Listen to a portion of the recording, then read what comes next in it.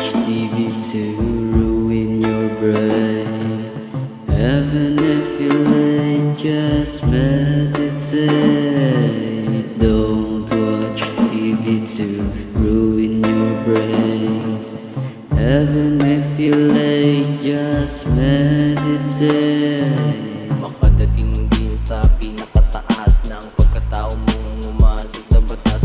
Pumuntang kagubatan na hanapin kabutihan. Ingat sa iyong daan, baka iyong maapakan. Mga nilalang di makita ng mata. Mga duwende at marami pang iba. Pang laman na sumubra sa lima. Pwede ba to par? Oo, yan.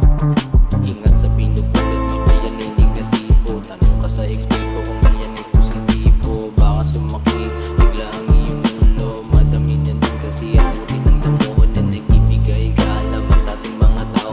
Hindi ito bato nagawa ng mga tao. Ito ay damo papunta ng paraiso. Gising ng kamalayan patungo sa kalayan.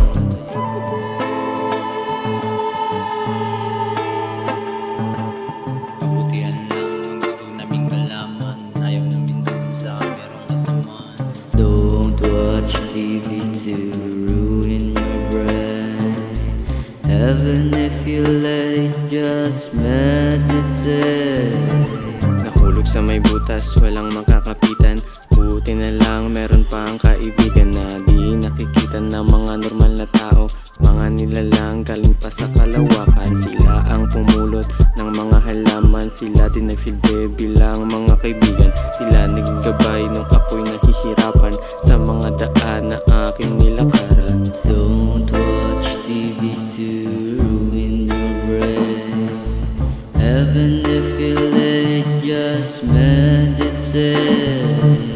Don't watch TV to ruin your brain. Even if you're late, just meditate.